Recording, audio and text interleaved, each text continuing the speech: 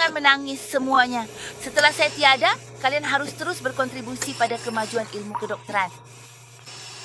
Berikan kontribusinya. Guru, Anda kehilangan ayah Anda di usia muda. Hingga hari ini, ia tetap belum menikah. Kami semua mengagumi Anda karena telah mendedikasikan hidup Anda untuk profesi medis. Saya telah berbuat baik kepada negara saya sepanjang hidup saya. Aku hanya merasa kasihan pada suamiku. Huayan Chuan! Jika aku bisa menjalani hidupku kembali, aku pasti akan menghargai setiap detiknya.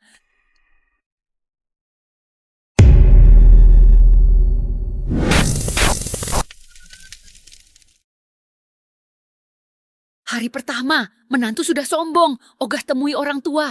Mahar 80, dia menolak, malah minta 200. Ibu, Shuhe sedang tidak enak badan.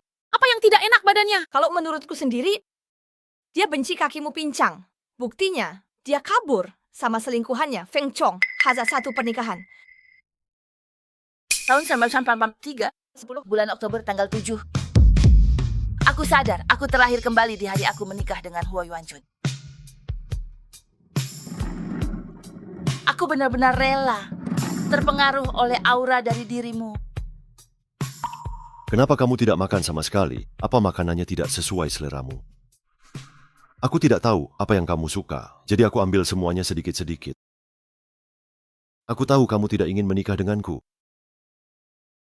Kalau kamu masih ingin pergi, nanti aku akan cari alasan agar kamu bisa pergi.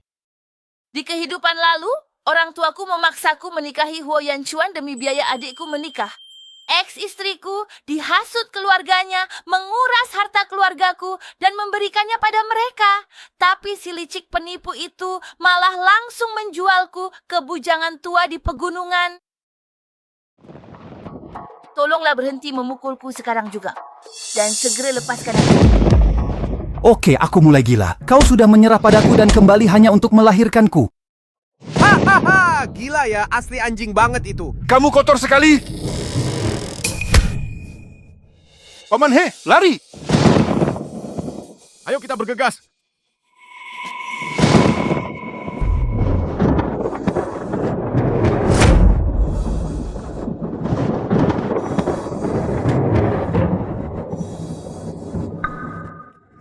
Jangan menoleh ke belakang.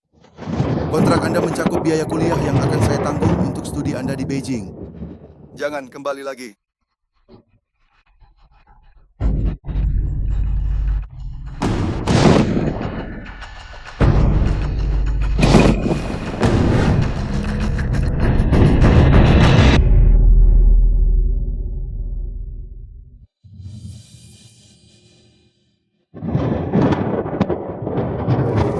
Sepertinya, kalau dipikir-pikir lagi, Yan Sheng.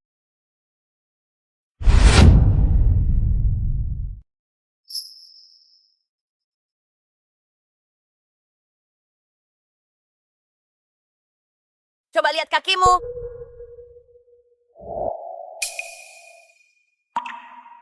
Kamu mau melihatku mempermalukan diri. Tunggu sampai aku kenyang dulu, baru bicara.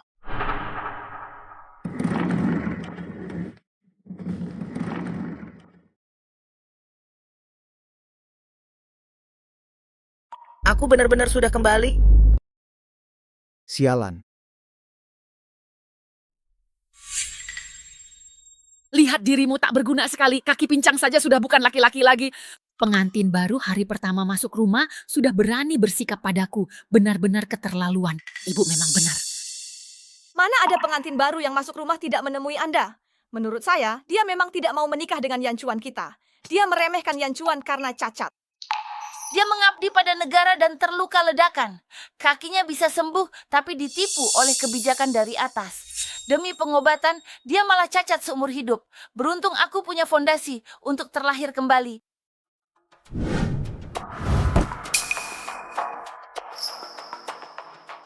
Kakak ipar, kau bahas soal cacat tapi bungkam soal penyakit parahmu. Sepertinya kau tidak takut betapa seriusnya penyakit itu. Pergi. Milikmu. Siapa yang kamu bicarakan? Istri Patate menangis dan terisak-isak kemarin, mengatakan dia tidak ingin menikahi Yan Chuan kita. Itu dipasang hari ini. Sebelum aku datang, kalian bisa menipu dengan pakaian palsu. Tapi sekarang setelah ada aku, jangan harap bisa menindasnya. Kakak ipar. Kau bilang tidak enak badan. Kalian silakan pulang saja ya. Huo Yuanchuan, jangan lupakan ibumu demi istri. Istrimu ini sudah menyusahkan sejak awal. Dia jelas tak mau hidup sederhana. Ibu, menantu. Yan Chuan kan baru saja menikah. Mungkin lebih baik kalau kita pulang dulu saja ya. Kenapa kamu... Masih membelanya juga? Udah. Kamu, Lihat saja tampangnya si Hong Meizi itu. kakak ipar. Shuhei itu istriku. Lagi. Jangan salahkan saya karena tidak berbicara terus terang.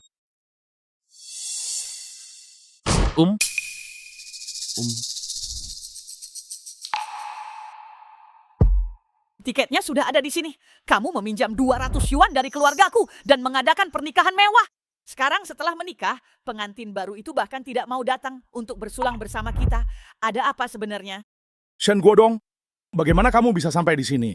Karena mempelai wanita tidak mau datang, kami harus datang dan mengundangnya sendiri. Adik ipar saya sangat cantik.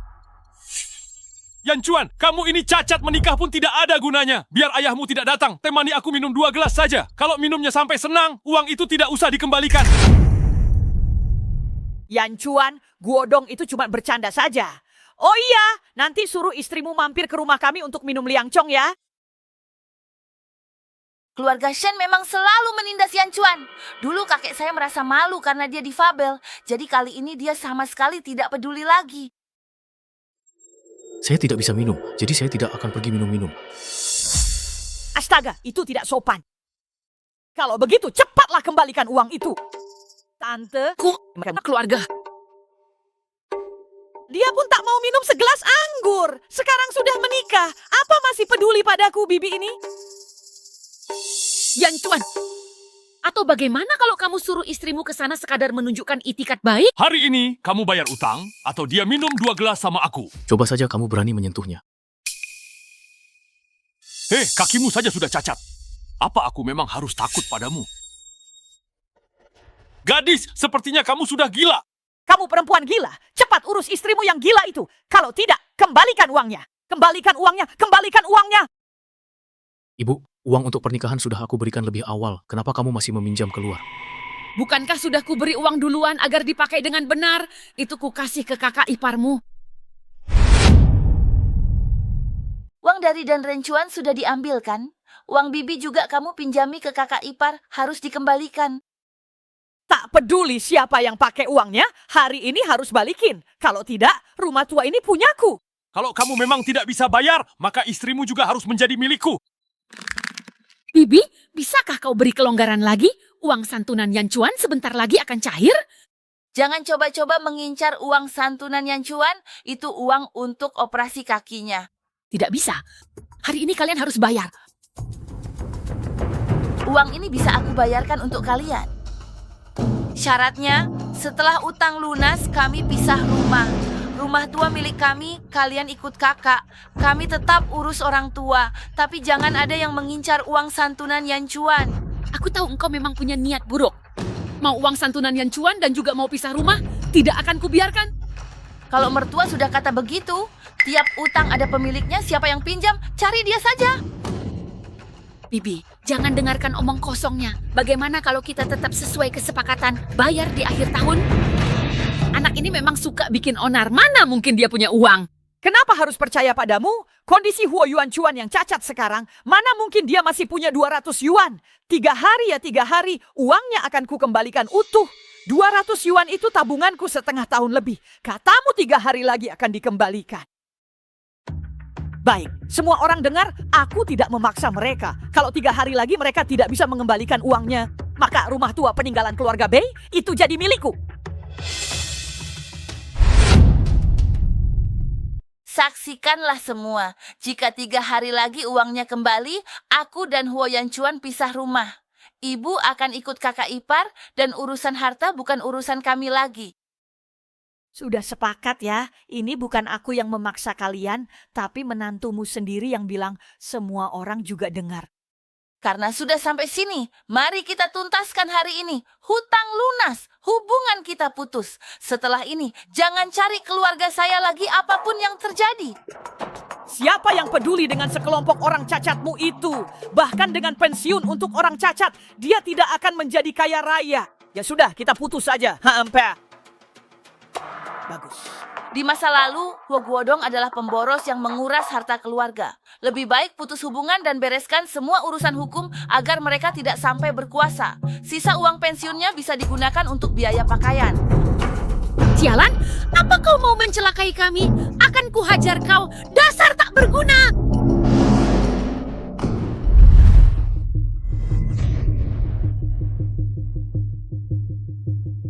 Uang ini tanggung jawab istrimu saja. Cari jalan sendiri. Aku tidak punya uang, tidak akan aku bagi. Aku minta maaf atas sikapku hari ini. Aku sudah membuatmu merasa sangat tertekan dan tidak nyaman. Aku tahu kau sebenarnya tidak ingin menikah denganku.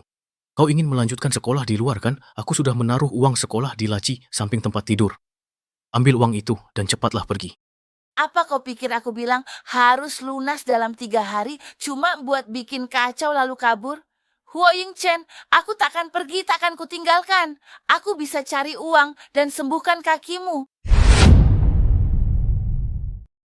Aku tahu. Uang santunan ya? Setelah uang santunan cair, aku akan mengirimkan sebagian untukmu. Kamu pergilah sekolah dengan baik. Bukan, aku bukan demi uang santunan, tapi karena kesalahan besar yang pernah kulakukan sebelumnya. Itulah sebabnya dia begitu tidak percaya padaku. Tidak apa-apa, akan kutunjukkan padamu. Tunggu aku di sini, aku akan segera kembali.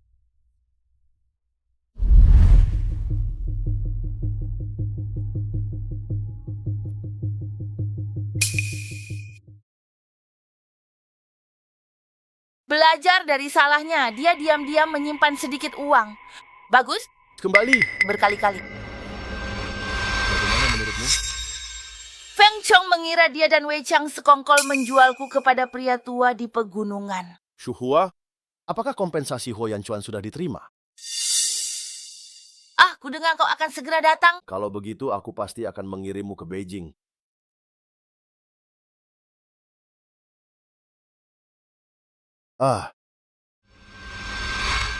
Oke, tapi aku baru saja mengalami beberapa masalah. Huyan, kau tahu kan sepupumu itu bernama Huo Guodong? Mereka mengincar uang kompensasi Huo Yanchuan dan mereka terus membuat masalah untuknya setiap beberapa hari. Aku takut dia akan merusak rencana kita. Huo Guodong, kan? Serahkan ini padaku, aku akan memberinya pelajaran. Oke, ini kuserahkan padamu. Sudah terlalu lama di luar, takutnya Huo Yanchuan curiga, jadi aku pergi dulu. Kali ini aku akan membuatmu menuai apa yang kau tabur. Ups, kamu menghabiskan begitu banyak uang untuk menikahi seorang istri, lalu membiarkannya pergi begitu saja. Itu benar? Itu. Pemuda itu pergi menemui kekasihnya dan bahkan membawa paket sebesar itu. Mereka pasti akan kabur. Ye Chuan, cepat kejar mereka. Mana mungkin di fabel seperti aku bisa mengejar dia? Biarkan saja dia pergi. Jalang itu mau hancurkan keluarga kita. Aku ke brigade untuk tangkap dia saat beraksi. Mau apa kalian kakak ipar dan ibu mertua? Hei, aku tadi melihatmu sedang bertemu dengan kekasihmu itu. Yan Shuang, aku hanya beli ramuan untukmu. Kenapa kau memfitnahku seperti ini, kakak ipar? Rubah betina kecil ini, Yan Chuan tidak lagi percaya. Dia kembali hanya demi uang pensiunmu, agar bisa ingin kawin lari dengan kekasihnya. Kakak ipar, ini urusan keluarga kami. Kamu tidak perlu mengkhawatirkannya. Kamu harus memanjakannya. Dengar ya, kamu tidak boleh menyerahkan uang pensiunmu kepadanya saat sudah cair. Ayolah. Mendengus. Yan Chuan, aku akan mengambilkan air untuk merendam kakimu.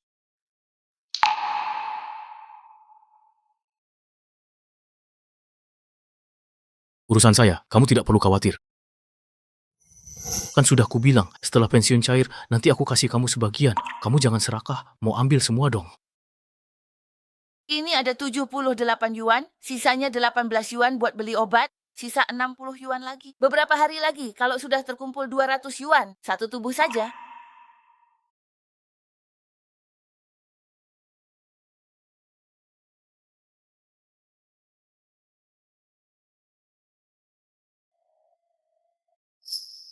Aku tahu.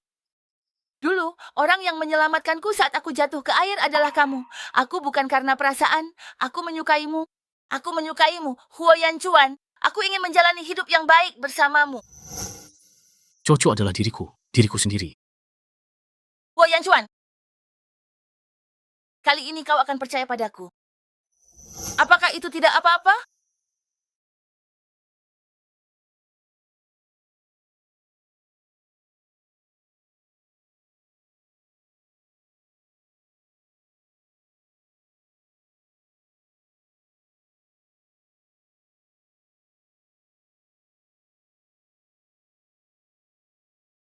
Sekarang aku adalah orang yang tidak berguna. Kamu sebaiknya kuliah. Jadilah orang yang berguna bagi bangsa dan negara. Siapa bilang kita tak bisa urus keluarga sambil mengabdi pada negara? Tapi kakimu harum sekali. Aku akan membawamu ke Beijing untuk berobat sementara aku pergi sekolah dan merawatmu.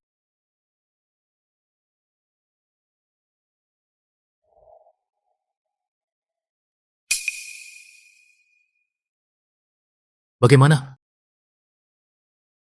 Saya menghargai niat baik Anda. Ini semua salju yang saya punya. Ambillah. Apa yang bakal kamu lakukan kalau aku pergi? Apa kamu beneran mau kasih rumah ini ke bibimu? Ini bukan urusanmu. Bahkan setelah membaca ini, kamu masih tidak percaya padaku. Tidak apa-apa, Huo Yanchuan. Aku akan membuktikannya padamu dengan tindakanku. Kamu tidak perlu khawatir tentang hal lain. Serahkan saja padaku.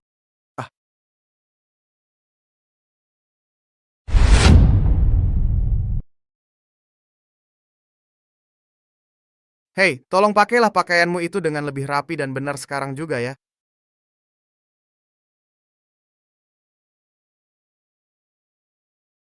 Sepertinya saya akan melakukannya sendiri saja ya. Kita sekarang sudah suami istri. Apa yang membuatmu malu?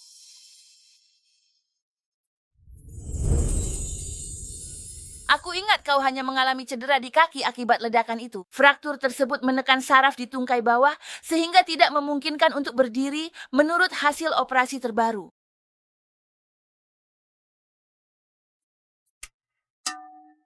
Ini sangat menyakitkan. Ini nihil. Saya benar-benar buta soal uang. Suami tampan itu pasti punya fisik yang prima karena lama berdinas di militer. Tolong jangan menatapku seperti itu ya. Dasar orang pelit sekali.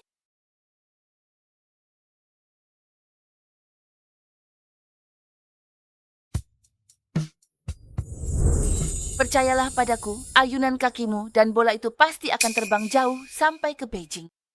Aku pasti akan menyembuhkan kakimu. Oke, tentu. Aku percaya padamu.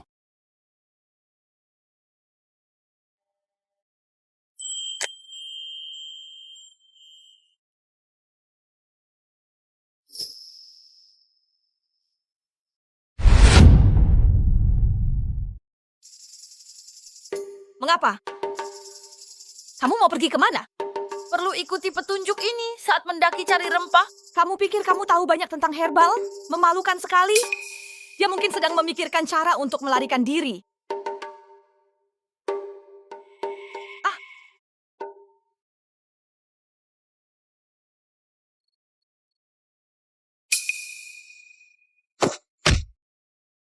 Bagaimana dengan Li Shuhei? Pelacur itu menggoda Feng Chong. Lihat aku dipukuli seperti ini. Aku sedang berbicara padamu. Kenapa kamu keluar dari grup? Apa kamu tuli? Kamu benar-benar sampah. Kamu bahkan tidak tahu ada yang selingkuh darimu. Beberapa lampu tambang yang rusak ini nilainya sangat rendah. Aku peringatkan sekarang. Kamu tidak akan bisa mengembalikan uang ibuku sebesar 200 yuan dalam waktu 3 hari. Kamu harus segera angkat kaki dari rumah ini.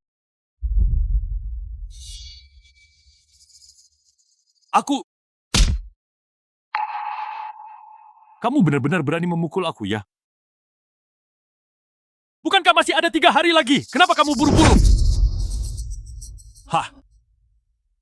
Kamu memukulku, dasar gendut. Kamu juga menindasku ya? Tunggu saja. Tunggu saja. Semua ini ulah istrimu yang baik itu. Kalau 3 hari lagi uangnya belum dikembalikan, bagaimana? Yan Chuan, ada masalah gawat. Istrimu menipuku. Sebagai dampaknya, aku lengah sesaat. Dan dia lari bersama pria itu. Astaga, kenapa kamu tidak menghentikannya? Jika dia kabur, bisa saya hentikan. Bajingan itu. Cepat bawa beberapa orang untuk cari dia. Lupakan saja, biarkan dia pergi. Bagaimana jika dia kabur dan membawa pulang uang 200 yuan kita? Dia sudah selingkuh. Kamu harus memergokinya saat sedang beraksi. Incheon. Itu benar-benar mengerikan. Istrimu sedang bersama pria lain. Lihat. Halo, apa kabar Yowei? Sudah kubilang jalang kecil itu kabur dengan cowok sembarangan. Apa yang kukatakan tadi? Itu terjadi dengan pria asing itu. Apa maksudmu? Pria lain mana yang melarikan diri? Aku di sini sebenarnya ingin mengucapkan selamat kepadamu. Istrimu meminta aku untuk memberitahu bahwa akan ada orang yang sangat penting datang memeriksa rumahmu. Jadi bersiaplah menyambutku dengan baik dan segera panggil kepala desa ke sini. Aku mengatakannya dengan lantang. Siapa saja tokoh penting yang mungkin dikenal oleh bocah nakal itu? Kemungkinan dia selingkuhannya seorang kapten grup. Iklim dan tanah desa kami sangat cocok untuk tanaman obat Tiongkok dan juga terdapat banyak pengrajin ahli di desa ini. Selamat tinggal. Hehehe, ini... Ibu, lihat kan? Itulah pria liar itu.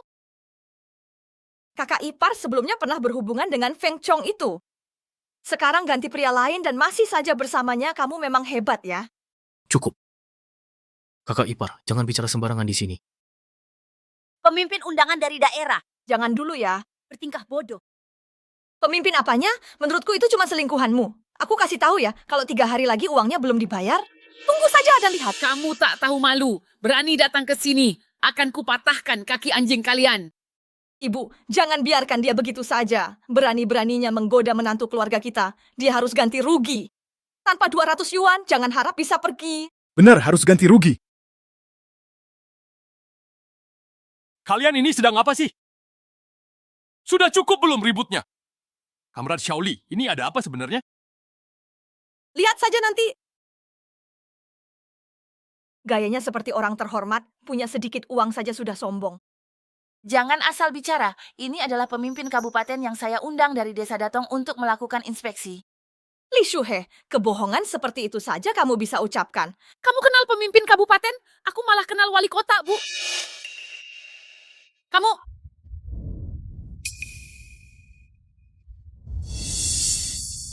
Pemimpin, Pak Pemimpin, di sini tidak ada kesalahpahaman. Jangan marah ya.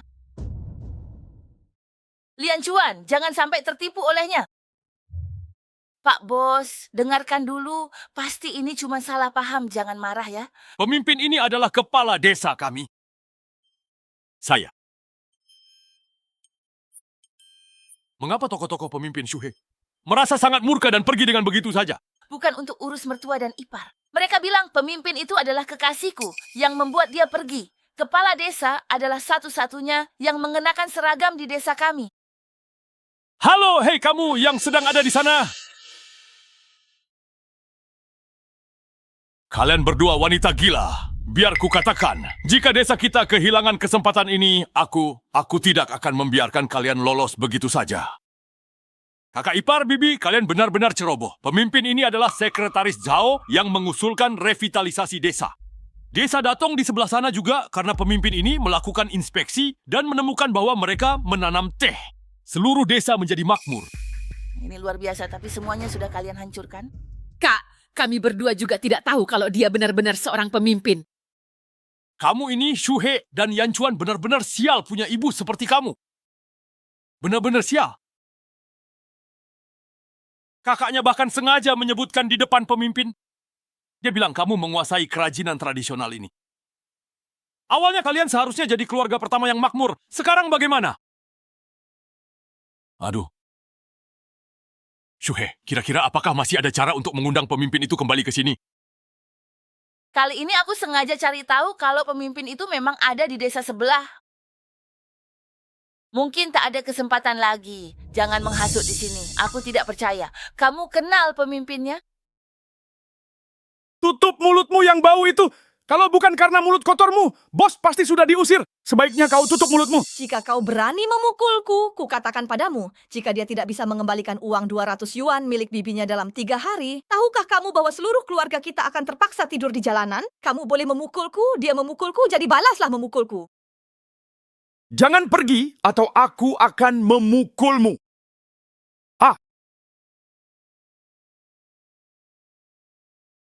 Junhe, tolong coba sebaik mungkin untuk memikirkan solusinya. Desa Datong yang bertetangga sudah terbebas dari kemiskinan, lalu mengapa desa ini? Oh, jangan khawatir. Saya akan memikirkan cara lain. Aduh, Buyung.